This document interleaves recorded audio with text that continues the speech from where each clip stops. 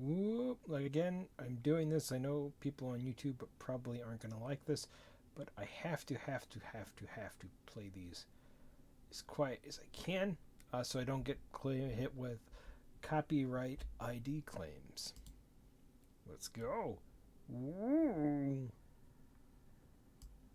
That's a bit loud. What is this? Is it anti-tank? Whoa, it's a spider tank. Spider tank of doom. Gross. Burn them down. Very gross. So, as I think Raf said before we started this stream, bug guns never tire, which I thought was a great line. So, there we are. So, these are the new artillery beasts for the Tyranids. They are both refreshes, but really significant refreshes of some classic units. So, first off, we've got the Biovore. So, Biovore has been part of the Tyranid army since, I think, 2nd edition. Changed a few times over the years in terms of its aesthetic. I remember a very early one, and then it kind of became a bit orky, and then it became a little bit less orky, and now it is a very different kind of aesthetic, but one that I think I like these is models. very cool and kind of absolutely in keeping with the idea of a delivering artillery kind of aspect of it. It looks like a kind of heavy thing, doesn't it? That kind of beds in, sort of ticks into the ground and fires. Big claws you can see ramming into the ground to kind of give it that stability. Yeah. So what do we know about Biovores, Alex? So the Biovores, big living artillery pieces, after anchoring themselves into the ground with those big long chitinous spurs. As you can see there in the bottom right, those are the spore mines. So they basically keep a bunch of them in that sort of egg sacky looking bit at the back of the gun. And then there's a massive muscle spasm as they fire them out. And then the spore mines drift across the battlefield. And if they don't land and immediately explode, they will float along and then explode. Yeah. So if we talk about the miniature for a little bit to start with. So this is really different looking, I think, from the previous Biovore. So it has much more of a kind of almost crab-like insectoid aesthetic, doesn't it? There's an almost tank-like feel. So do you like this new model? I actually quite like it. I don't remember what the old ones look like. I'm sorry I'm not the big Tyranid guy, but I might be after this.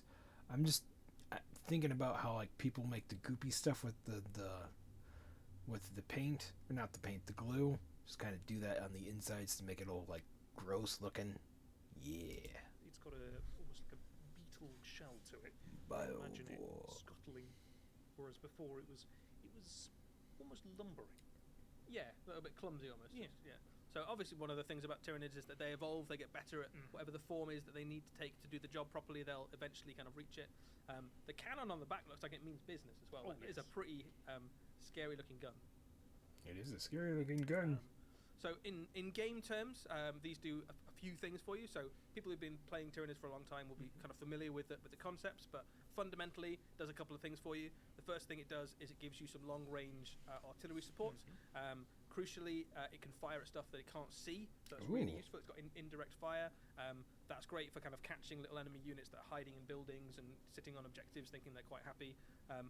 The other thing that it does, which is really useful, is that you can litter spore mines around the battlefield, and that's great because you can block off bits of the battlefield and do clever stuff with blocking enemy units and making them have to take damage if they move to certain places. And that'd be good just for deep strikes. So it does more for you that. than if it was just a big gun on the back of a bug. That's it. Yeah. So very cool. So that's one way you can build the kit. This is a dual kit. You can also build it as a Pyrovore. So this flamethrower. Looks sort of similar on the face of it, but has a very different battlefield role. Alex, what's a Pyrovore? So these guys get a little bit closer. These are essentially pre-digestion beasts. So we heard all the feeder beasts Gross. along afterwards, and they gobble up all the biomass. These guys basically get there first, spread the digestive juices to start melting things down, get access to all those juicy nutrients and stuff they're after.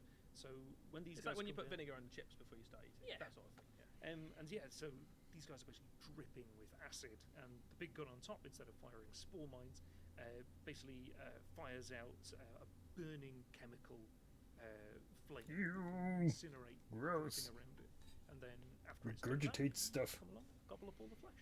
Nice, lovely. In game terms, this has almost the opposite role from the Biovore. The Biovore sits at the back of the battlefield, probably on your kind of backfield, lobbing spore mines across the battlefield. This is the opposite. This is scuttling forward or podding in with a Tyrannocyte or something, and then basically forming the part of your early assault. So this is softening up the enemy for either for eating or for assault phase or something like that. It also, in game terms, it's got an ability to kind of take away enemy cover saves. So you can imagine it's kind of literally burning through their cover. So if you're trying to hide behind a tree, all of a sudden the tree is covered in weird biological acid and is now just a little steaming puddle, and you're exposed to the firepower of the rest of the Tyranid forces. One of my favourite things about this is, as it did before, is that because it's so stuffed full of these kind of like explosive gases, even if you do manage to kill it, it could explode and kill you.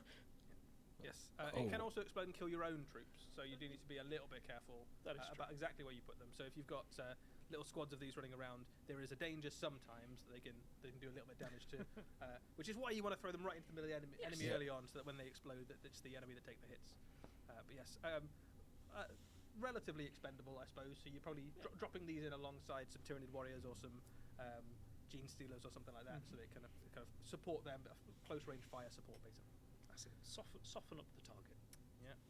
Very, very cool. Okay, so what do we got next? We've seen loads of stuff so far. We've seen new Gene Stealers, we've seen new Gaunts, we've seen loads of new Lictors, we've seen some fire support. Next up, the last of our Tyranid previews, we have the largest new miniature on its way for Tyranids. Let's take a look at our